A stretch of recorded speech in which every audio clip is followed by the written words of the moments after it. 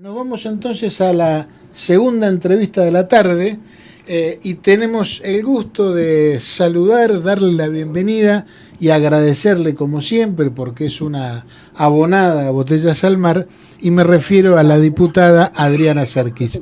Adriana, un gusto saludarte, Claudio Angelini, Daniel Guerín y Juan Reginato desde Bahía Blanca.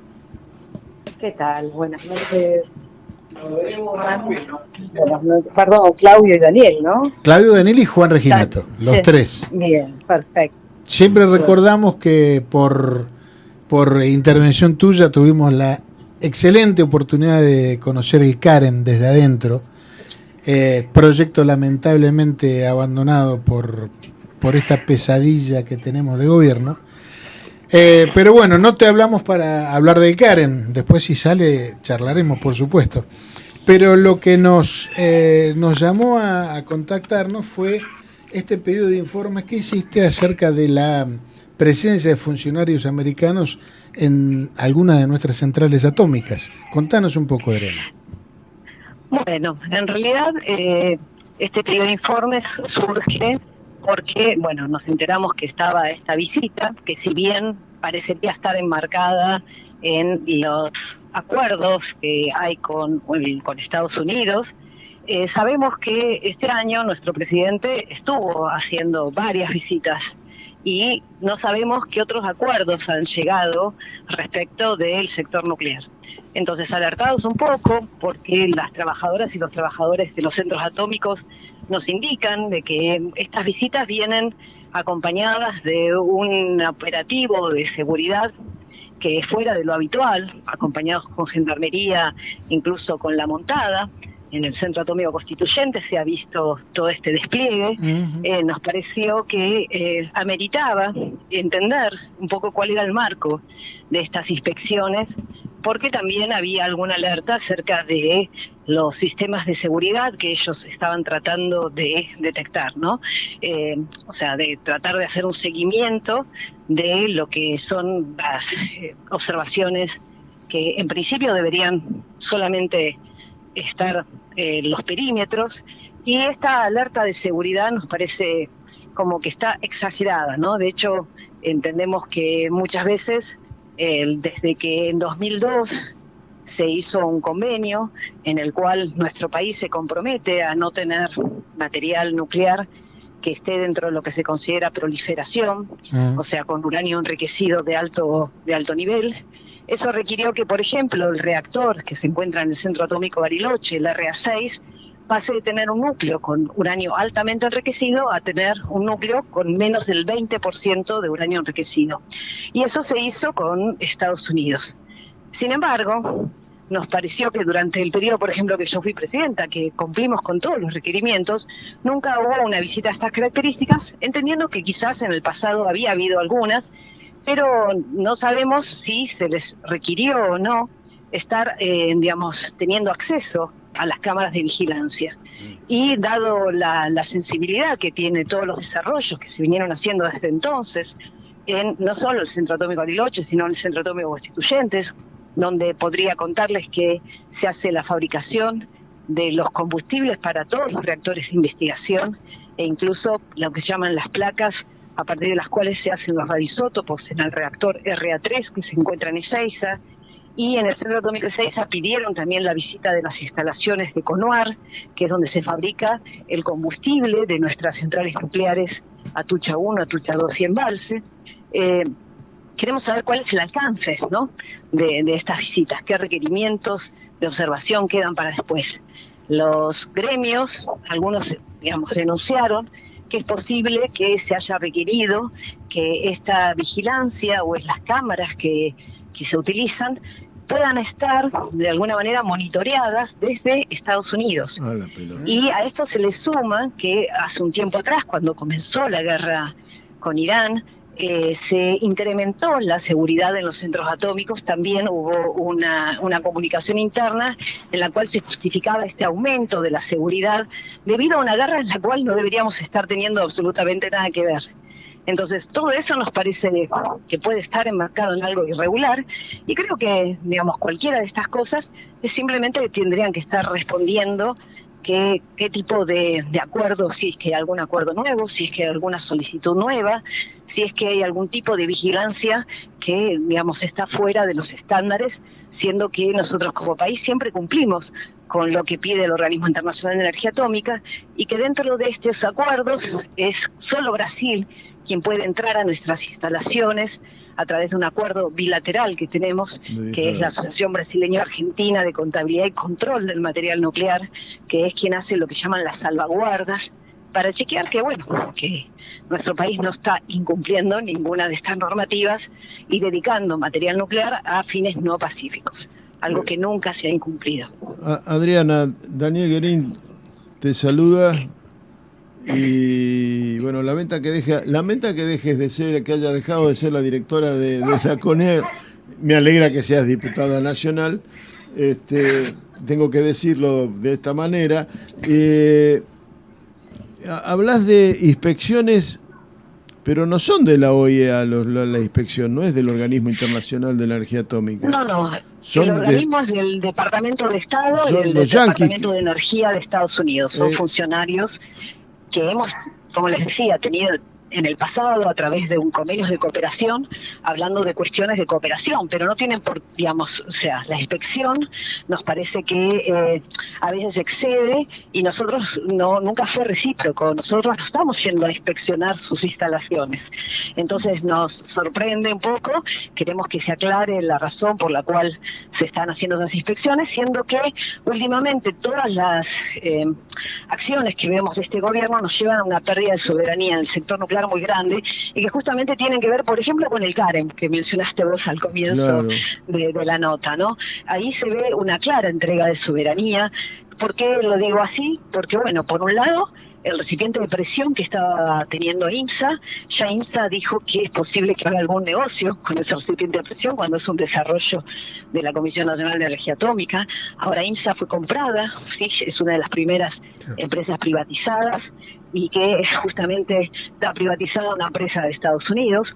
Y el CAREM, en particular, que se desfinanció, su personal está cobrando por debajo de la línea de pobreza, y es así que es atraído por una empresa que, casualidad, se instaló también en Bariloche, donde está todo lo que es el Centro de Desarrollo y Ingeniería del CAREM, y ya ha llevado a mucha gente, en particular a quienes lideraban los equipos técnicos, a trabajar en esta empresa Maynard, que está desarrollando otros reactores modulares pequeños, el ACR300. Se puede ver en la página de Maynard esta atracción. Entonces, si eso no es perder soberanía, si eso no es regalar nuestro conocimiento tecnológico, porque no estamos cuidando justamente el desarrollo de lo que venimos haciendo.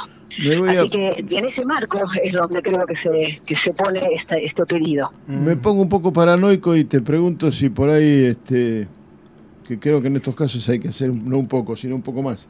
¿Esto estará vinculado de alguna manera con la candidatura de Rafael Grossi, el argentino, el doctor en física nuclear, creo que es director o presidente de la Organización Internacional de Energía Atómica, para la candidatura de Rafael Grossi a la presidencia de las Naciones Unidas? No, la verdad es que yo no veo ningún vínculo en este caso. Aclaro que Rafael Grossi es un diplomático, él hizo la carrera diplomática, fue embajador primero en Viena, se especializó en el sector nuclear, y como director del Organismo Internacional de Energía Atómica creo que es reconocido como alguien que ha hecho una tarea muy buena, pero aún así, digamos, desde ese lugar creo que siempre se ha mantenido lo más supuestamente de una manera objetiva, no metiéndose en la política interna de nuestro país, ¿no? Estando a cargo de un organismo internacional. Sin embargo, digamos, bueno, a mí me sorprende que haya estado acompañando el anuncio de un plan que nunca fue un plan, ¿no? El nuevo plan nuclear que anunció Demian Reidel en conjunto con el presidente y Rafael Grossi. Entiendo que él tiene que tener una buena relación con la presidencia de nuestro país si quiere acceder a esa candidatura. Ese es el único vínculo que yo veo. No tengo ningún elemento para sospechar que estas acciones actuales tengan que ver con esa candidatura.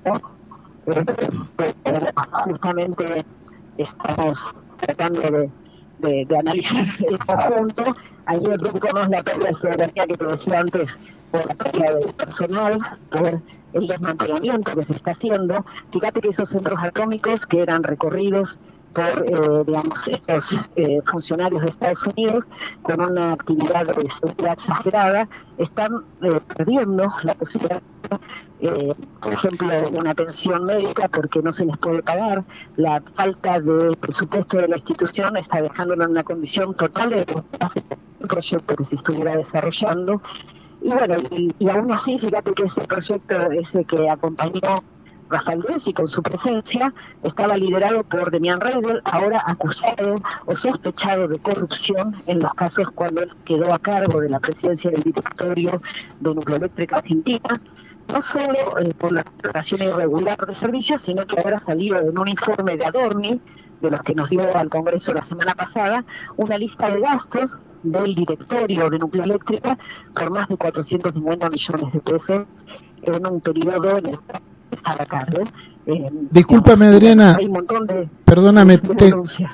te estás moviendo porque se nos está entrecortando la comunicación. A ver, intento quedarme quieta en algún lugar. Bueno. ¿Ahí me escuchan bien? Ahí te escucho bien. Bueno, entonces me quedo quieta en este lugar. Si podés.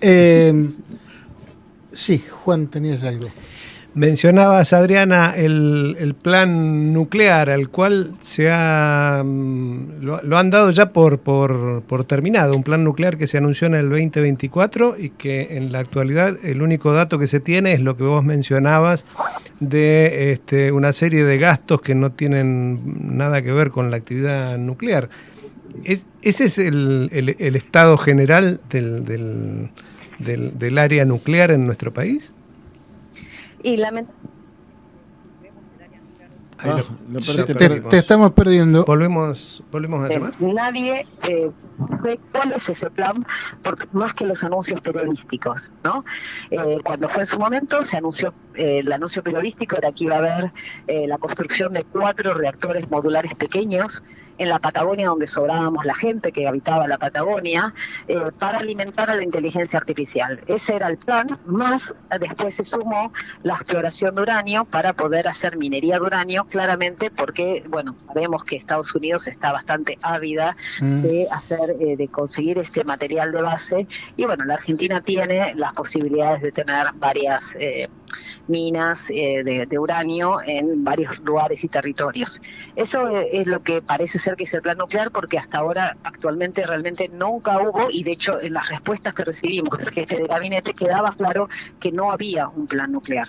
Entonces, con este anuncio de estos 4 reactores modulares pequeños, creemos que están relacionados con esta empresa Maynard que ya te mencioné, y que es una empresa que invirtió $50 millones para básicamente que el CAREM no siga avanzando más, porque esa es la única explicación que encontramos. Y con ese monto no va a llegar nunca a ser un desarrollo que en cualquier lugar del mundo sale entre 1.000 y 2.000 millones de dólares, como se ha visto en los reportes que hay de los organismos internacionales. Y nosotros veníamos realmente liderando un campo en el cual ahora ya hemos perdido seguro la posición de vanguardia. Espero que todavía tengamos la chance de, si el rumbo cambia, ¿no?, del gobierno nacional, poder recuperar esto que ustedes conocieron y que realmente nos daba la gran chance de estar liderando este lugar. Así que estamos muy preocupados por este tema. Adriana, durante tu presidencia había 3 grandes proyectos, y esta es la última de mi parte. Era el CAREM, el RA10 y el Centro de Protonterapia en el ROFO.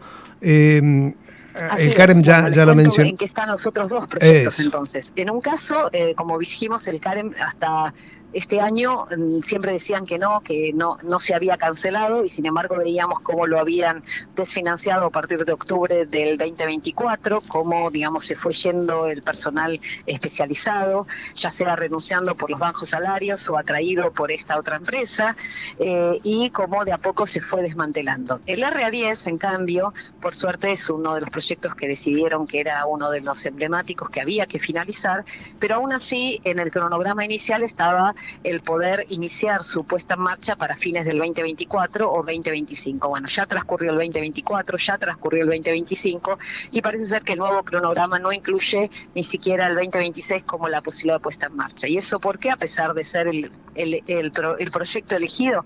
Bueno, por un lado logró sobrevivir la contratación particularmente que se le había hecho a INVAP, porque ese proyecto tenía el 100% de su obra civil terminada, faltaba obviamente todo lo que significa las instalaciones internas, las conexiones, todo lo que era la instalación del tanque reflector. Ese es un hito que por suerte se ha cumplido. La verdad que me dio mucho placer ver cómo se instalaba el corazón de ese reactor, que es este tanque reflector en su interior, que es una obra de ingeniería maravillosa. Pero digamos, la ralentización en el presupuesto, fíjate que todos los organismos de ciencia y tecnología bajaron a más de la mitad del presupuesto que tenían en 2023, por eso en la comisión lo que más se ha afectado justamente es el financiamiento de los grandes proyectos, y sobrevivió, como te decía, gracias a que el financiamiento que tenía asignado el CAREM en 2024 y 2025, gran parte de ese financiamiento termina en el RA10. Aún así, fíjate que se ralentizó un montón, ¿no? Y bueno, se supone que este año va a avanzar lo suficiente para poder llegar a pensar de que el año que viene se pondrá en marcha. Lo que me preocupa del RA10 es que, además de tener el reactor, necesitaríamos tener la planta de producción de radioisótopos para aprovechar esa capacidad. Uno de los principales usos es un reactor multipropósito que va a multiplicar por 10 la capacidad de producción de radioisótopos, estos marcadores que se utilizan en la medicina nuclear, en todos los lugares de medicina nuclear públicos y privados de nuestro país, nos daba una capacidad exportadora muy, muy grande. Ahora, para que esa capacidad exportadora se pueda aprovechar, teníamos que tener también una planta de producción de radioisótopos, porque de lo que sale del reactor todavía hay que hacer todo un procesamiento muy particular, que tenemos el conocimiento y el desarrollo, pero que la planta actual no cumple con lo que es lo que se llama la manufactura de buenas prácticas, ¿sí? Para poder cumplir con la calidad que nos piden otros países para poder recibir estos productos. Bueno, que yo sepa, ese proyecto sí no tuvo absolutamente ningún avance. Cuando yo me fui ya estaba firmado un contrato con INVAP para poder seguir adelante con esa planta, para discutir sus características, para poder mejorar la que el propio INVAP había exportado a la India o a otros países, la que le está vendiendo también a Brasil, y tenemos que estar compitiendo con esa posibilidad de que Brasil la termine antes que nosotros, que todavía tampoco, ellos están bastante más atrasados en su reactor, ¿no? Claro. Y bueno, eso es el R10. Y respecto del centro de protonterapia, puedo decir más o menos lo mismo. La obra civil estaba 100% terminada, faltaba instalar el equipo principal, vino la empresa ya a instalarlo y ahora no tienen presupuesto para que vengan a hacer los chequeos y controles para que eso se ponga en marcha. Además de que el personal que se fue formando para atender ese lugar de protonterapia, que es un lugar único en el hemisferio sur. En el hemisferio sur no hay ningún equipo de protonterapia, están todos en el hemisferio norte y hay decenas de ellos. Sirve para principalmente tratar el cáncer infantil y otros cánceres particulares, porque bueno, los protones es como hacer radioterapia, pero con un proyectil mucho más preciso, claro, y que no daña los órganos que están alrededor. Por eso es tan especial para el cáncer infantil. Así que bueno, ojalá que ese proyecto realmente avance. Fíjate que lo ridículo que es que haber invertido, digamos, cientos de miles de dólares en uno de estos equipos para que después no haya el financiamiento para poder traer a quienes tienen que terminar de dar, el punto final o todo lo que significa la calibración y todo eso. Así que bueno, así están esos proyectos. Realmente una pena, tanto esfuerzo y tanta inversión tirados a la basura, o no tirados, pero por lo menos... Hola, ¿me escuchás, Adriana? No, se cortó. Bueno, nada, igualmente estábamos... Hola, ¿me escuchás ahí, Adriana? No sé si ¿me están escuchando? Sí, te escuchamos. Hola. Ah, sí, ahora sí. Bien. ¿Me escucharon? Sí, no sé si te escuchamos, te escuchamos hasta lo último, no nos escuchamos todo perfectamente. Perfecto, bueno, te decía recién qué crimen, cuánta plata y cuánto esfuerzo tirados o por lo menos archivados en un rincón, ¿no? Así que, Adriana, bueno, te queremos agradecer muchísimo esta entrevista, reiterarnos a tu disposición y agradecértelo y decirte hasta pronto. Bueno, muchísimas gracias entonces a ustedes y a disposición cuando, digamos, podamos seguir poniendo, ojalá que con mejores noticias. Eso es. Un gran abrazo.